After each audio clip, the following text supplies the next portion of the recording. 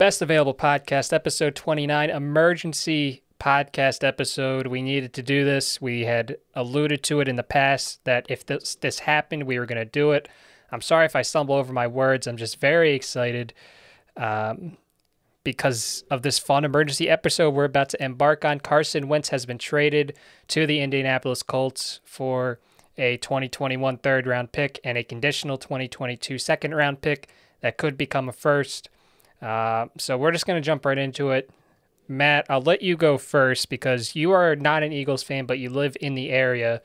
When you think back to Wentz's legacy in Philadelphia, the 5 years that he spent here, what are you going to remember, whether it's good, whether it's bad? What's going to be in your mind when you think of Wentz as an Eagle? Well, Ryan, first of all, congratulations. I know how much a day like this means to you and to the the forward-thinking Eagles fans. I know what this means to all those out there. What I'm going to remember as, if you remember, Ryan, I was an Eagles fan back in first grade. Yeah, so I have a bit of an attachment to this team as well. Mm-hmm. I think what I'm going to remember most about him is the end, right? The most recent season. I think for me and for the rational people out there, it's going to be a disappointment, right? You all the 4 or 5 draft picks that you used to go up and get him, and then how things ended, just like Jared Goff got traded, right, within 19 days of each other. So something we haven't really seen. I think that the best way to describe it is just a disappointing end to what seemed to be a promising career. Because you can't even remember him really for the Super Bowl run because that was Nick Foles. Granted, he brought you through the regular season, but at the same time, he wasn't there to cap it all off. So I'm a big what do you have to show for it guy. I've said this before with a lot of different teams, a lot of different players, and 2020, that season for Carson Wentz is what he has to show for how things ended. I'm always going to appreciate the fact that he was part of the team that brought the Eagles their first Super Bowl. So in that aspect, drafting him and giving up 5 picks in order to be in a position to get him to be your franchise quarterback, that part was a success. They don't get to the Super Bowl without what he did in the regular season. But as you said, you brought up a good point. Of course, he tears his ACL against the Rams. He doesn't play for the rest of the regular season. Nick Foles goes on that run. We'll never know if Wentz was going to be able to continue his momentum and lead them to the Super Bowl and defeat the Patriots. We don't know that. What we do know is that he went 11-2 that year. He was in the MVP conversation. Had he not gotten injured, maybe he would have won. That's just a bunch of ifs. We'll never know. I agree with you, though. When I think back to Wentz's time as an Eagle over 5 years, I think the end, at least right now and for the foreseeable future, is what I'm going to remember the most. The one thing as a Philadelphia athlete you never want to see is entitled. And the way that 2020 went and then the season progressed and then ended, Wentz seemed pretty damn entitled. From all these rumors that he wanted out to, I really just want to go to Indianapolis. I don't want to go to Chicago. To, I'm not going to talk to this person.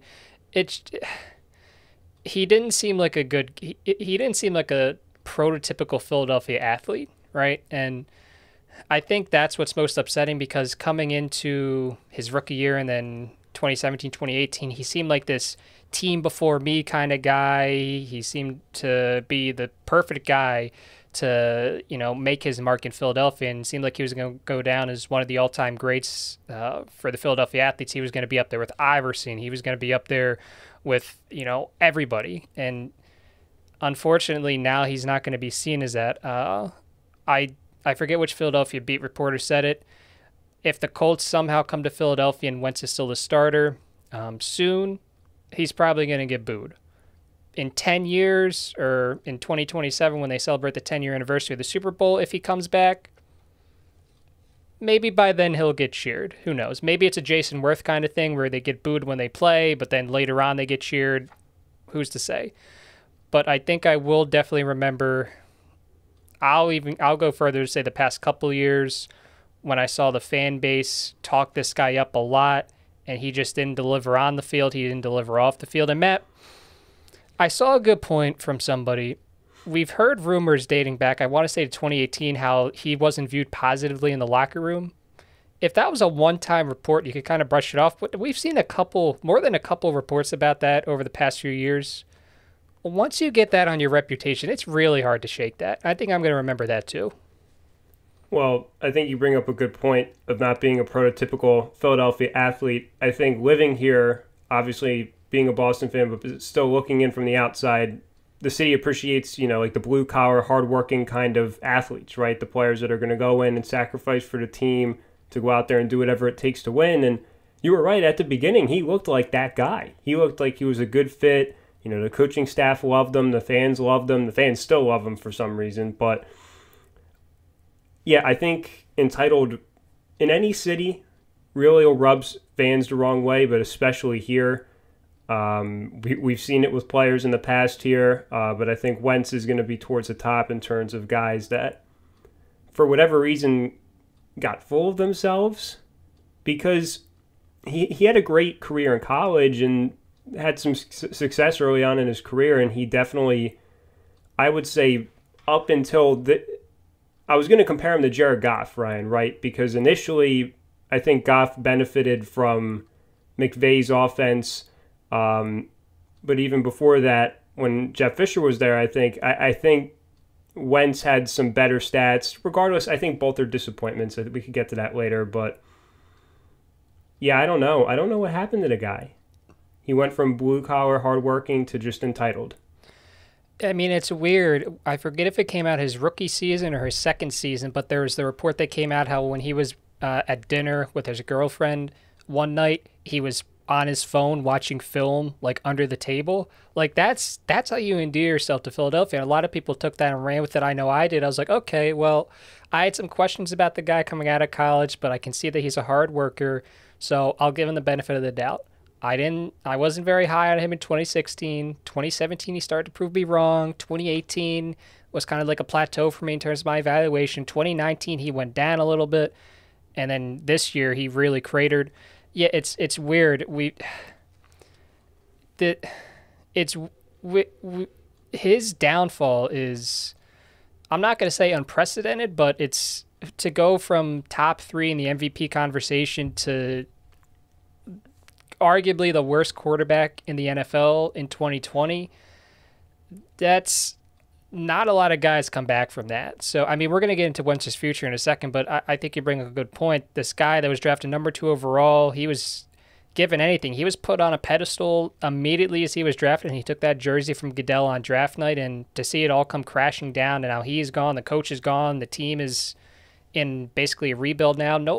Nobody expected this. This isn't how it's supposed to go when you take your franchise quarterback at number 2 overall, but unfortunately, that's how it went. So our friend Glenda Negris sent us the tweet, and as soon as I saw Adam Schefter, I was like, tell me, because I can't see until I click on the link. But then he said, bam. I was like, okay. So, Matt, you see the report. What's the first thing that pops into your mind? What's your first impression? Congratulations, Ryan. That was the first thing that came out of my mind. I thought that was the best the Eagles were going to get, and I think you should just take that and run. Right? I mean, that conditional pick can very easily turn into a first-round pick, and I'm sure we're going to talk about that, but you basically got a first-round pick for Carson Wentz, which I'm kind of shocked that you got that because you had no leverage. He already said that he didn't want to go to Chicago. You're running out of places to trade him that can absorb that kind of contract. Indy's kind of sitting there, and they have all the upper hand in the negotiations. So I think the fact that you can potentially exit this trade with the first-round pick, that was my second reaction after, obviously, congratulations to you. The fact that you got out of there with potentially a first-round pick was a huge win for you guys. Huge.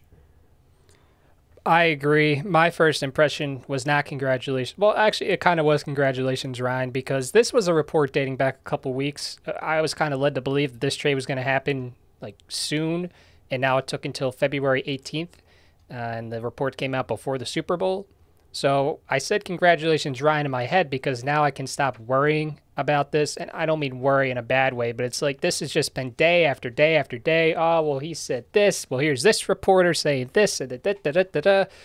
it's all finally over. So now we can just move on, turn the page, start fresh. So that was my first impression. My second impression was that I knew as soon as I saw the return was just a third and a conditional second, the fan base was going to go absolutely haywire because nobody in this city understands trade value. And, this is probably a good time to just go into the compensation. As I said, they get a third-round pick this year for this year's draft. They get a conditional pick next year that turns into a first if Wentz either plays 75% of the snaps or if he plays 70% of the snaps and they make the postseason.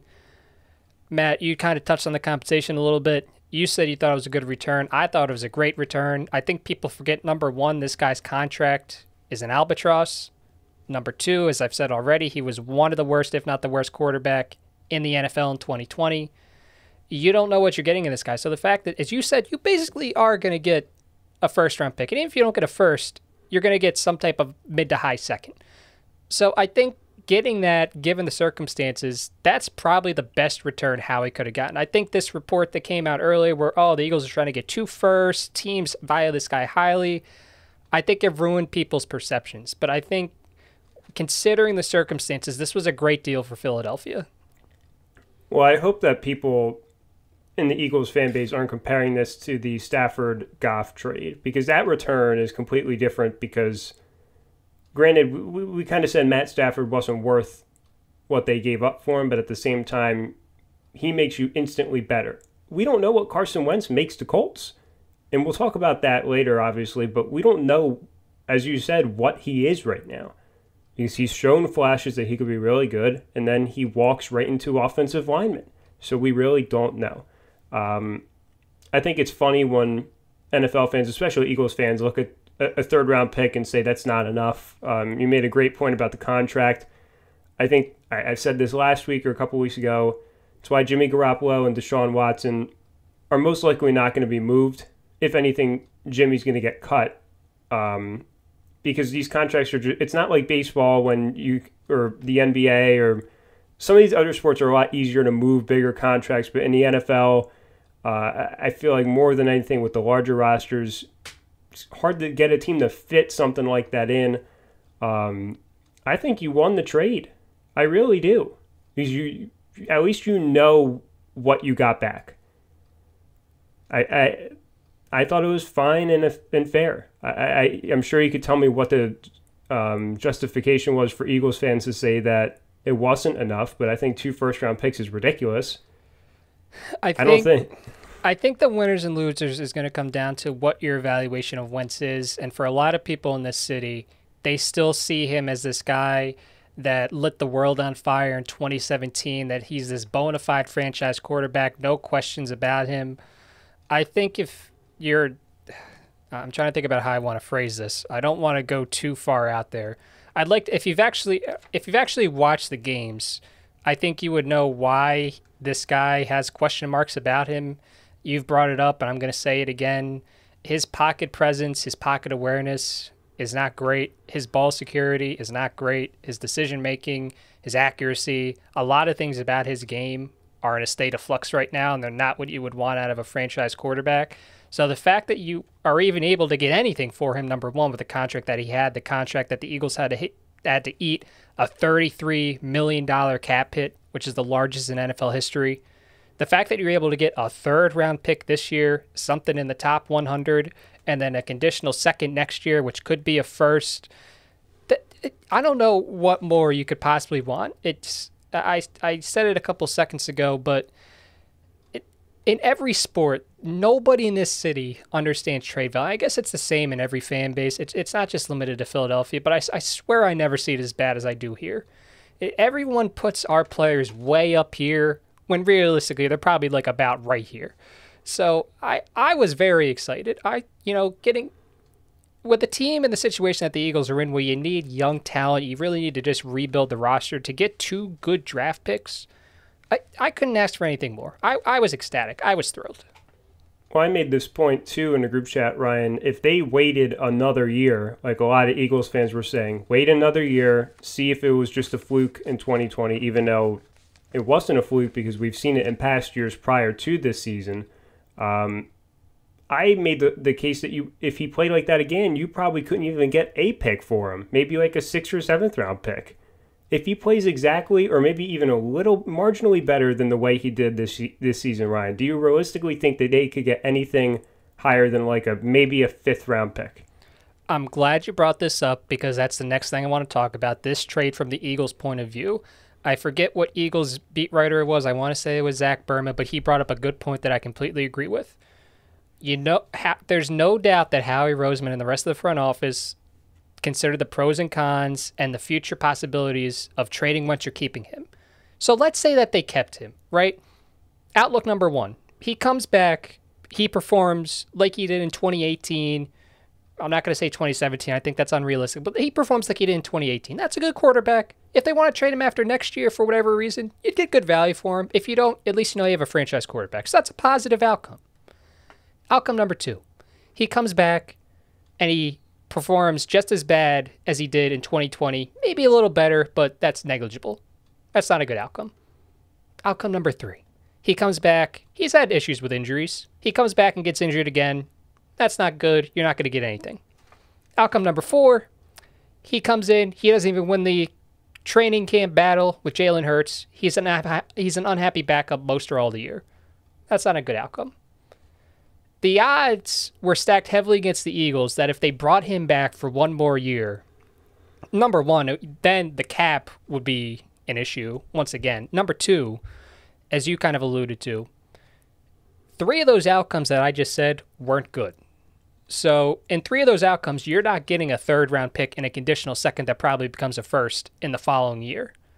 So I think from the Eagles' point of view, this had to be done right now. They had to take the big cap hit. The cap for 2021 is still a mess, but now you get his contract off the books for the future seasons. Your cap opens up. You'll be good in 2022 and beyond. You can finally turn the page from this era. You brought in a new coach, new coaching staff. I know the front office hasn't changed, but now you can just start fresh like this team needs to. You can actually rebuild without worrying about this guy on your roster that doesn't want to be there. From the Eagles' point of view, this had to be done. This should have been done a while ago, but it had to be done now. It had to be done before the league year started.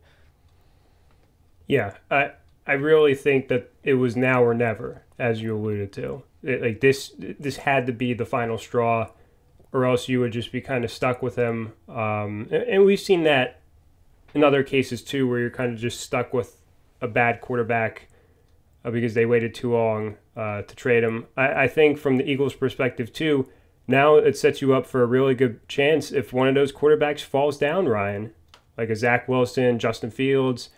I mean, even Trey Lance. I mean, one of those guys is going to be there probably. And you're going to have the upper hand because you essentially cut out one of the teams contending for a quarterback in Indianapolis because now they have that. Now you're not going to have to worry about somebody trading up. Now you're in a good spot to potentially get a quarterback. And I've seen some takes, Ryan, from your fan base to say, like, oh, I swear if they take a quarterback, at 6, it's going to be a huge issue kind of thing. I mean, like, at this point, it seems like they just don't want to be happy with anything. Because if one of those guys falls to you, Ryan, you take him and you run. And then you just say to Hurts, I'm like, if you win the training camp battle, great. If not, have fun being a backup again. Like, I don't know what else to say. So the Eagles are in a good position right now in terms of the quarterback. You have Jalen Hurts. You could very well go into 2021 with him as a starter. He showed flashes last season. You could go in there, no problems there. You could see if he could be a franchise quarterback. If not, no big deal. You tried. Only a 2nd round pick. You didn't invest a lot. What they could do now, though, which I think is interesting, and you brought up a little bit, I don't think this fan base should be surprised. It seems like a lot of people will be. They shouldn't be surprised if the Eagles get a quarterback this year. We talked about how they got the 3rd round pick and the conditional 2nd that become a 1st. Maybe they package number 6 and that conditional 2nd and a 2nd round pick this year and maybe something else to move up.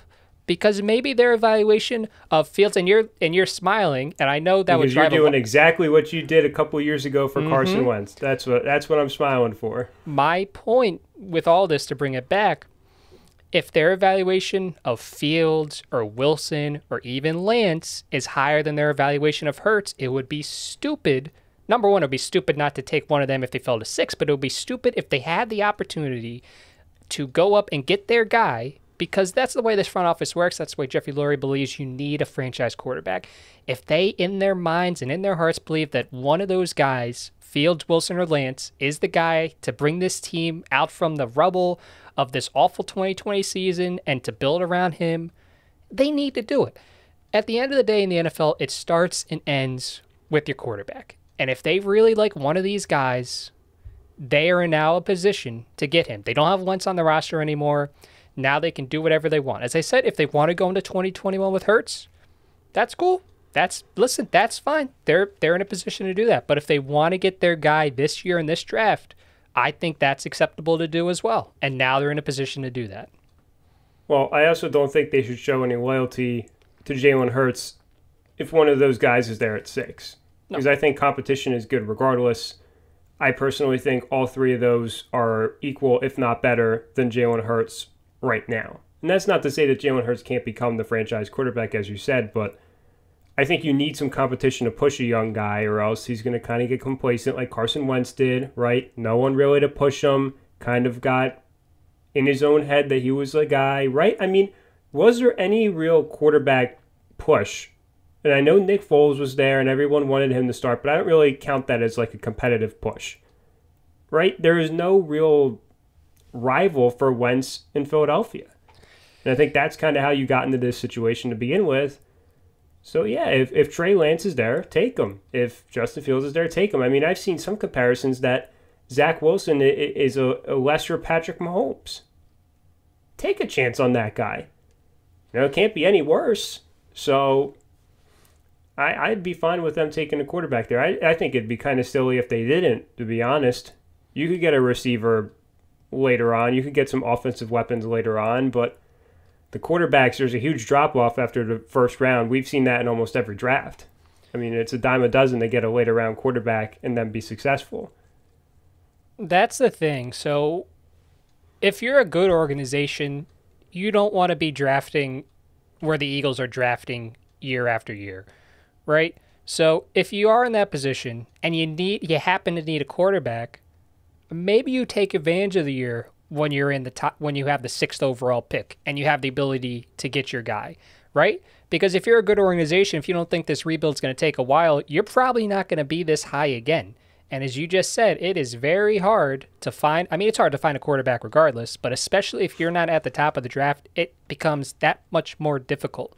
So I would have no issues, and I know the fan base will because of what Roseman said last year. Oh, we're a quarterback factory. We're going to try to develop this and that. I get that people are going to be joking about it. I get that people are going to be pissed. But it's weird that we all realize the importance of quarterback, and yet if for some reason they take the guy that they really think can be the future of that organization, can be the franchise guy that Wentz turned out to not be, I don't know why people are going to be upset about that. This organization has a lot of question marks. Quarterback is one of them. And as you said, Jalen Hurts, there's no reason not to bring in a quarterback just because Jalen's there. He has question marks of his own. He was only a 2nd-round pick, right? So I would be happy. I'll be honest. I know a lot of people want a receiver or a cornerback, a linebacker, whatever. I'd be happy if they got a quarterback because they need one.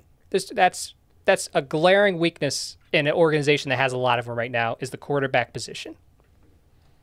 Yeah, I mean, I think there's a lot of ways that you can hit on a pick that early. You really can't go wrong, but it's something that you have to consider. It really is. And I think to take that option completely off the table is kind of silly, in my opinion. I fully expect, Ryan, some Eagles fans to start justifying just signing a free agent randomly, like I don't know, Cam Newton or Fitzpatrick, like just some random kind of quarterback just to back up Hurts, or they're just going to try and find a Carson Wentz duplicate somewhere. Yeah, I just think your fan base doesn't want to be happy sometimes. Get a franchise quarterback potentially with the 6th overall pick. And you brought up a good point too. You could trade up, and you could offer the Jets a really nice package there to get that number 2 overall pick, and then have your pick of everyone, outside of Lawrence, of course, assuming, Jacksonville takes him number one, which they should, but I think that should be a possibility as well. I think you bring up a good point. I had someone... No, go ahead. I just don't... I don't know why people are so quick to rule out any options for a team that missed the playoffs, just traded away a heavily invested quarterback, and is capped out. I don't know why people are trying to limit the options right now for the direction of this team.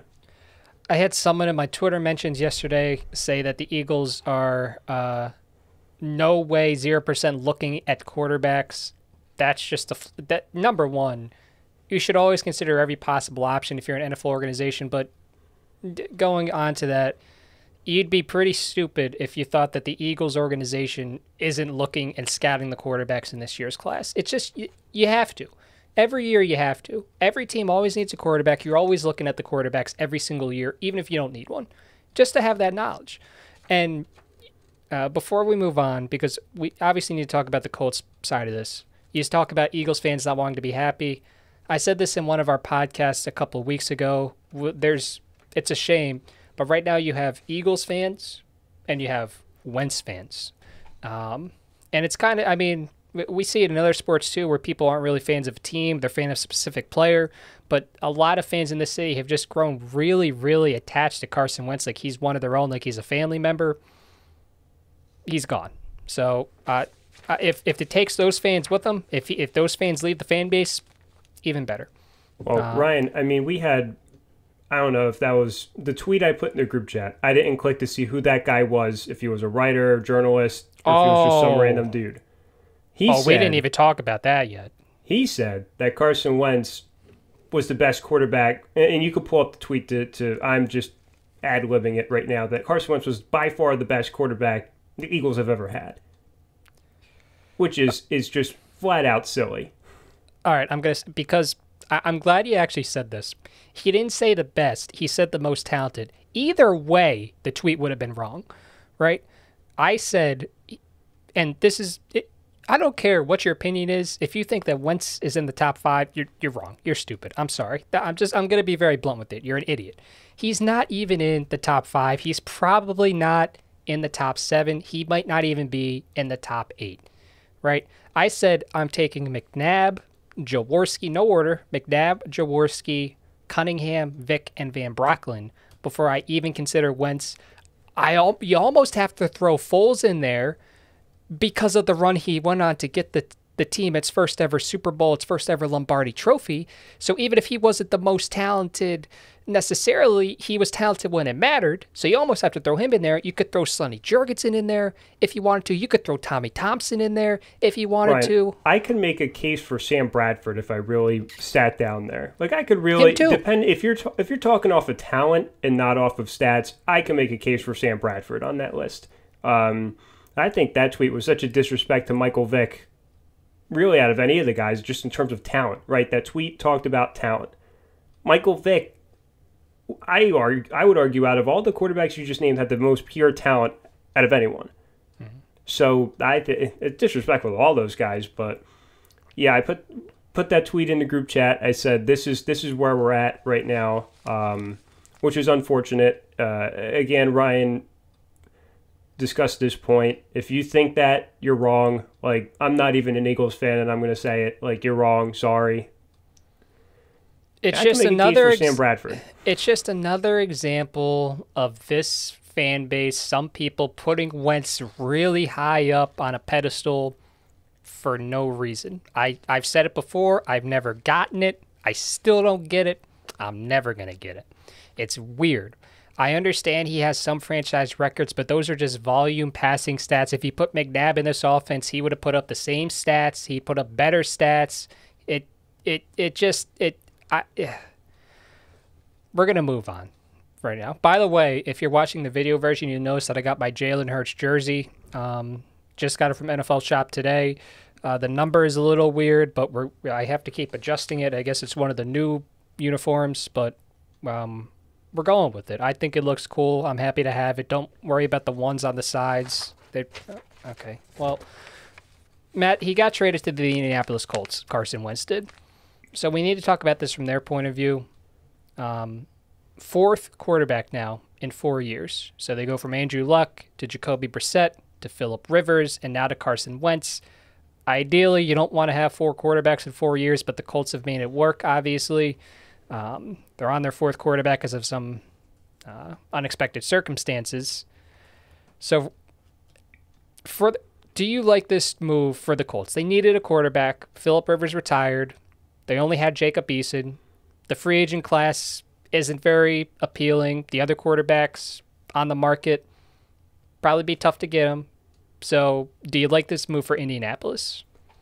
I think you kind of have to do it, right? You reunite him with Frank Reich. If anyone can fix him, it's Frank, right?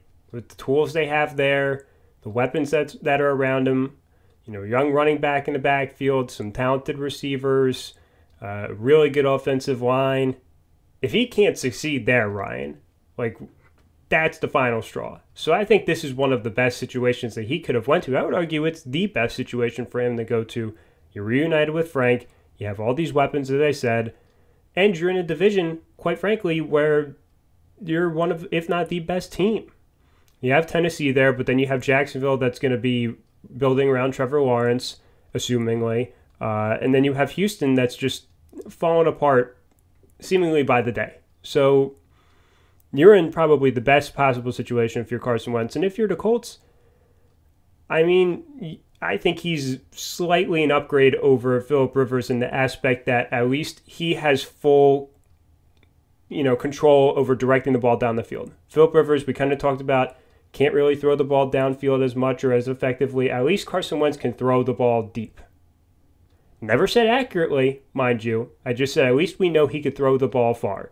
And I think when you have guys like T.Y. Hilton there, who can obviously be a deep threat, that's something you have to have, and that's something they were missing last year with Rivers. So I think it's their best option that they could have got, and we don't know how it's going to turn out. You said can't wait for the Colts to go 8-8. I see anywhere from 7 to 11 wins. I think that's the window for them. I don't think there's going to be any more or any less. So the report came out today. The Colts initially tried to get Derek Carr, but they were turned down. So I guess Wentz wasn't even their first option. So I think that in itself is a little telling. But you mentioned Frank Reich. It's not only Frank Reich. They also have Mike Groh. They have Press Taylor. So they have all of Wentz's coaching staff buddies there. If he doesn't succeed, we've been told, if you just reunite him, I guess reignite him too to an extent, with Frank Reich, he's going to be great. He's going to be in the MVP conversation. Well, guess what? Now you have Frank, and you got the other 2 guys. Great. So if he doesn't do good in 2021, I don't know what the excuse would be, right, Matt? Because the Colts, they do have to replace Costanzo, but they have a good offensive line. They have a good group of weapons. They have apparently this messiah who's going to fix Carson Wentz forever and make him this MVP candidate once again. If he doesn't do good this year, well, what's the excuse at that point? Is it the line? Is it the weapons? Is it the coaching staff? Oh, nope, you can't use those. So I'm looking at this list. That means the other guy is Wentz, right? Is that who we blame? This is it for him. If he doesn't do good here, it's over. It's done. Well, not to mention the fact that they have a pretty solid defense there, too, that's going to put them in good positions offensively and really good special teams that could bail them out if they need to. Am I wrong in any of these statements, right? You have really solid kicker in Blankenship. You have some good special teams that made some big plays down the stretch in the season. You have a good defense with some talented players. And you just went down that list on offense. Yeah, this is, win or go home for Carson Wentz in terms of his ability to be a starting quarterback in the NFL. There's not going to be really too much competition for him, as you alluded to, in terms of, that quarterback room, which I think is kind of how he got himself into this situation to begin with. But if he could kind of get back to the film guy on a dinner date, like you mentioned, back when he was a rookie or whatever, this could be what Indy's looking for, because they've been really searching ever since Andrew Luck decided to retire. They've been searching for an option. Jacoby Brissett was kind of like a instant, like, we just need a guy kind of reaction, right? And he was okay, right? He was just kind of doing what he ever had to do. And then Phillip Rivers was an upgrade over Brissett, but not going to make you a Super Bowl contender. Let's not forget that we were going to go on our radio show, Ryan. I think this was senior year of college when Luck retired. I could be wrong. It could be a year off or whatever. But in any case, we were ready to go and say that the Colts were a Super Bowl contender that season with Andrew Luck. So a lot of those guys are kind of still there. So theoretically, if Carson Wentz is as good as Eagles fans think he is, that'll put them right there. I'm not willing to go that far, but this has to be it for him. Indianapolis, as you said, was the best place for Wentz to land this offseason, and that's a good thing, and it's a bad thing. It's a good thing because he has everything that he needs to be successful and to get back to that level of success, not that he showed in 2017, because as I said, I don't think that's realistic to expect, but if he can get back to where he was in 2018 when he was not in the he wasn't elite, but he was still very, very good, this is what he needs.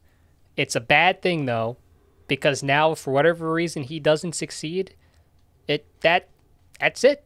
And the history for quarterbacks that have regressed as heavily as he has, it's not very kind. It's very, very, very rare for a QB to fall off the cliff like he did and then find a ladder to get back up. It doesn't happen. It doesn't happen in the NFL. But I don't want to be all negative because then I'm going to be the Carson Wentz hater, as I have been for his entire tenure as an Eagle. If he is able to provide the Colts, even if he replicates what Rivers did in 2020, Matt, that's a dangerous team. I mean, that's a Colts team that, for all intents and purposes, they probably should have beaten Buffalo on Super Wildcard Weekend. And if Wentz is there and he performs as Rivers did, I could see that team making a run, right? I mean, if that's the case, that's a dangerous team. That's a team that could maybe upend Baltimore or Kansas City or whoever else makes it to deep in the playoffs in the AFC next year. That's a good team. Well, we're not even asking him to play like a superstar. We're asking him to be average. Yeah. I think that's what you're getting at. Because I think Phillip Rivers was moderate to average in terms of the way he played last year.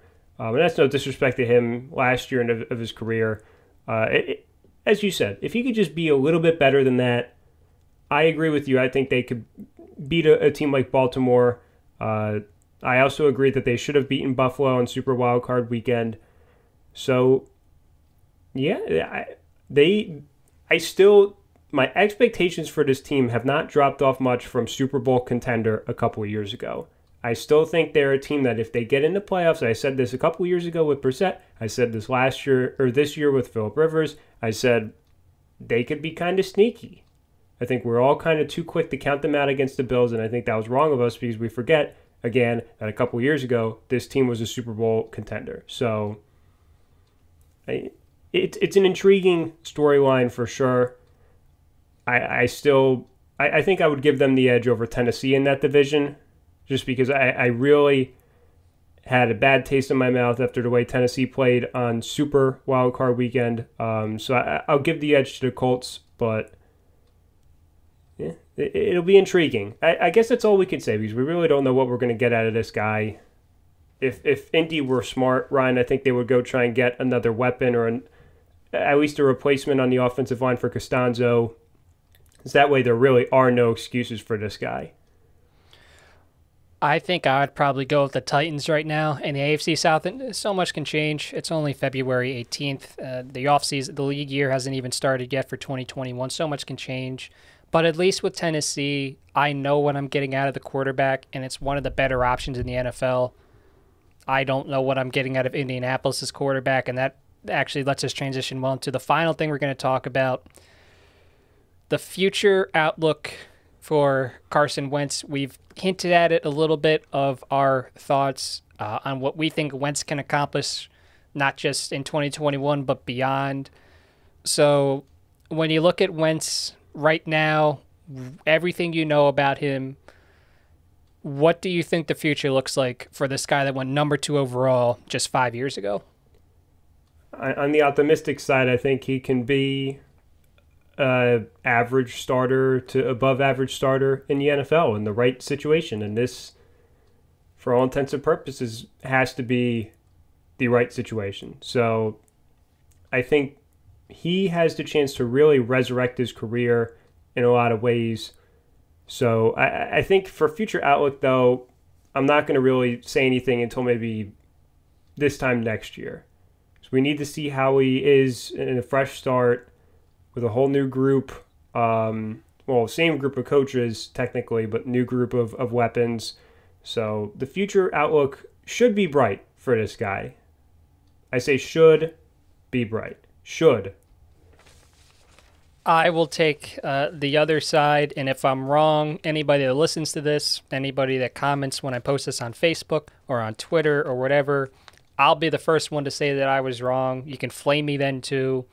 I'm not really optimistic about his future. I haven't been optimistic for a while. As I just said a few minutes ago, the history of quarterbacks regressing as badly as he did, these guys don't just suddenly bounce back even if they go to a different situation. It really usually doesn't work that way, and I'm not confident that Wentz is going to be the guy to buck the trend. You brought up the text that I sent to you. I hope the Colts enjoy going 8-8. From what I've seen, I don't think that he's going to be able to do what Rivers did last year. I really don't think that he's as good of a quarterback as people make him out to be. I don't think that the weapons are going to make much of a difference. A lot of his issues are mechanical and mental. It doesn't matter what weapons you have, that doesn't change. So, as I said, listen, if I'm wrong, so be it. I'll be happy to be wrong. I'll be happy to wear a big loser thing. I'll be happy to stamp idiot on my forehead and say, look at this guy. He didn't think Carson Wentz had it. I'm not optimistic. I don't think I don't think wherever he was traded was going to make a difference. And I'm happy that the Eagles can now just turn the page.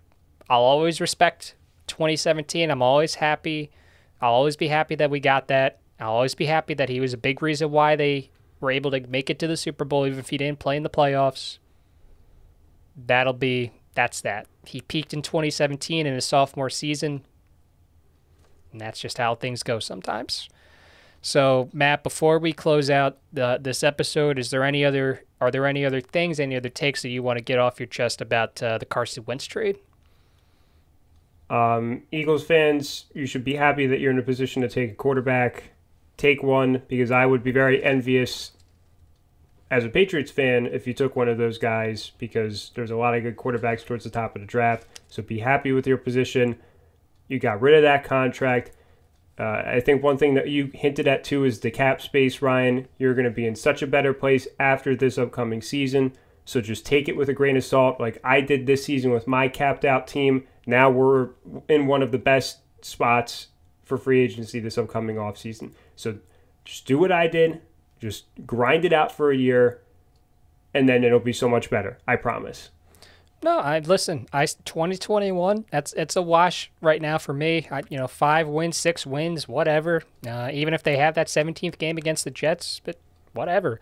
This is a rebuilding year. This is something the organization needed to do. They needed to get rid of the quarterback that they had. They needed to clear the cap space for 2022 and beyond. They need to get younger. They need to get some rookies in here, some younger guys in here.